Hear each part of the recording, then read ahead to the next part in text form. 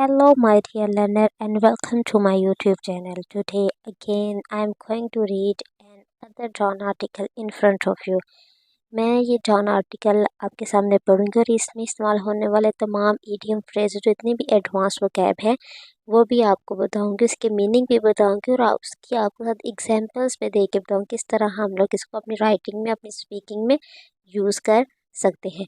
तो इससे पहले ये सब एडवांस वोकैबुलरी समझने के लिए हम लोग आज का आर्टिकल पढ़ते हैं। आज का आर्टिकल स्टार्ट होता है यहाँ से कि सीनियर प्यूनर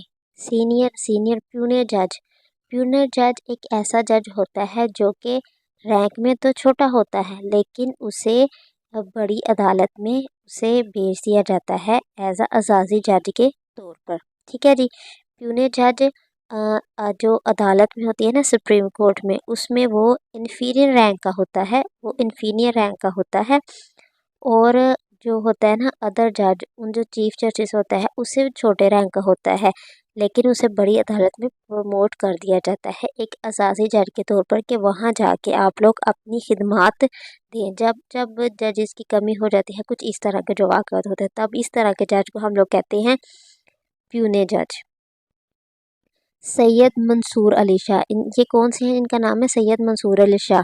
इन्होंने ऑन सैटरडे, जितने भी दिन होते हैं उनके साथ प्रपोजिशन ऑन लगाते हैं, on Saturday maintain second form है, इसका मतलब है ये पास्ट की बात हो रही है कि पहले ये बात हुई थी, फिर ये इसके बारे में न्यूज़ दी गई है। मेंटेन किया that judiciary will stand United, जो जितनी भी जुडिशरी है, जितने भी ये वकालत के मतलब लोग हैं, विल स्टैंड, वो खड़े होंगे, यूनाइटेड, एक दूसरे के साथ। ठीक है जी, इकट्ठे होकर खड़े होंगे, यूनाइटेड होंगे against any interference in its system, इनके सिस्टम में जितना भी इंटरफेरेंस हो रहा है ना, उसमें इतने भी इंटरफेरेंस के खिलाफ जितनी जुडिशरी है वो इकट्ठे होगी। As he called for a firewall, उसने कहा कि हम लोग आग की कंक्रीट की हम लोग दीवार खड़ी कर देंगे, आग की दीवार होगी।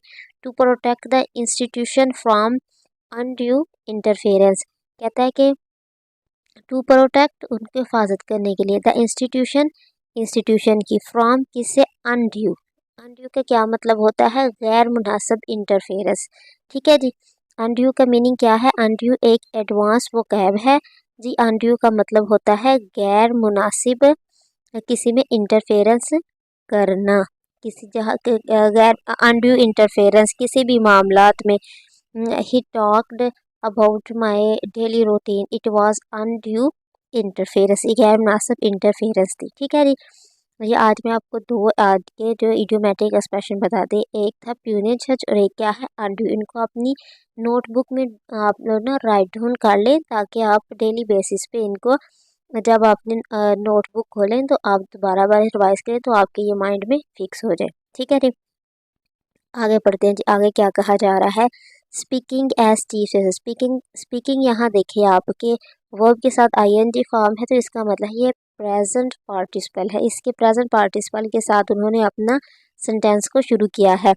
At the inaugural session of the fifth Asma Jahangir conference, fifth Asma Jahangir conference inaugural session में उसने ये कहा था। जस्टिस जो मंसूर शाह था, उन्होंने कहा there was a need to develop a firewall, कहते वहाँ ज़रूरत है हमने एक फायर वॉल हम लोग वो बनाए। और फायर वॉल का दूसरा मतलब ये है कि जो ऐसी अनअथराइज्ड कोई एक चीज़ है उससे किसी चीज़ को बचाना। ठीक है जी। कि हम जिनके पास ये ओहदा भी नहीं है और वो आके इंटरफेरेंस किसी काम में कर दें, तो उनके खिलाफ जो हम लोग कहेंगे कि नहीं, यहाँ एक बाउंड्री होना चाहिए, इस बाउंड्री को हम लिखेंगे firewall. Okay. Around the judiciary के गिर्द, टू प्रोटेक्ट करने के लिए, फ्रॉम इंटरफेरेंस से। The judiciary will stand united against any interference that comes to our system and we take it seriously. उन्होंने कहा कि जितनी भी जुडिशरी है, जितनी इंटरफेरेंस हमारे मामलात में हो रही है, उनके खिलाफ इकट्ठी होगी।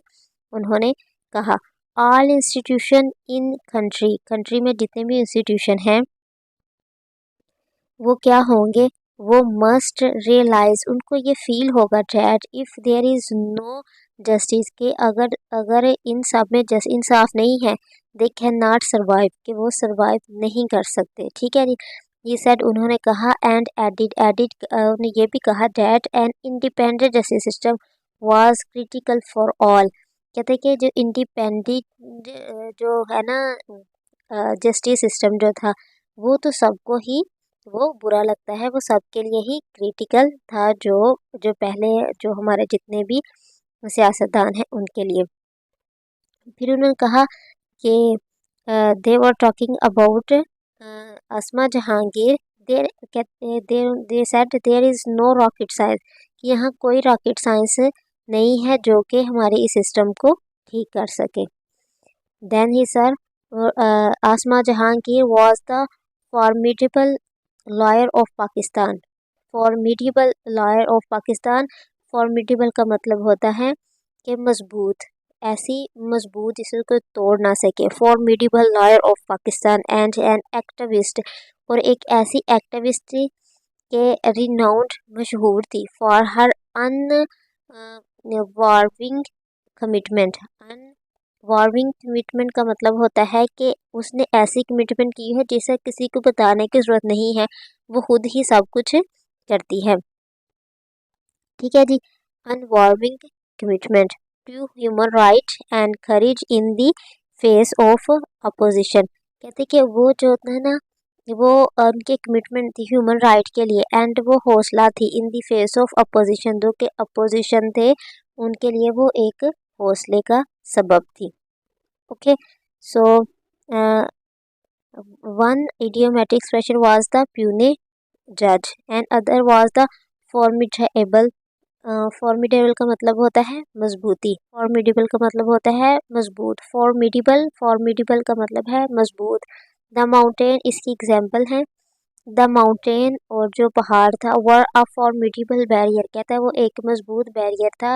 वो फर्ज करेंगे कहीं सैलाब आ रहा है तो हम उसके बारे में कहते हैं कि उसे आगे एक समंदर आ गया और एक पहाड़ आ गया। The mountain were a formidable barrier, वो एक मजबूत बैरियर था। नेक्स्ट एग्जाम्पल इज, कि किस तरह हम फॉर्मिडेबल को हम लोग यूज़ करते हैं। Best days might be behind him, कहते हो सकता है कि जो बेस्ट डे थे उसके पीछे हों, बट ही इज़ स्टिल, वो उसके उसके अभी अच्छे दिन नहीं है तो इसके लिए यह माइट बी बिहाइंड हिम उसके पीछे हो, but he is still a formidable attacking force. कहते हैं वो ऐसी अटैकिंग फोर्स था अभी भी कि जिसे हराया नहीं जा सकता, वो मजबूत अटैकिंग फोर्स था। ओके, और नेक्स्ट सेंटेंस हुआ अनवार्मिंग कमिटमेंट। कहते हैं कि अनवार्मिंग कमिटमेंट वो होता है जिसमें किसी बताने की जरूरत नहीं, हमने खुद से ही जो कमिटमेंट की होती है कि हमने ये करना ही करना है। ठीक है जी। And the next one was undue. Undue का मतलब होता है गैर मुनासिब। ठीक है जी। आई होप कि आज की क्लास में आपने 4 से 5 एडवांस वोकैबुलरी स्ट्रक्चर सीखे हैं। इनको नोट डाउन कर लिए और जब आपको टाइम मिले इनको रिवाइज करते रहा कीजिए ताकि आपके माइंड में न्यू से न्यू वोकैबुलरी और एडवांस स्ट्रक्चर आते हैं। Thank you for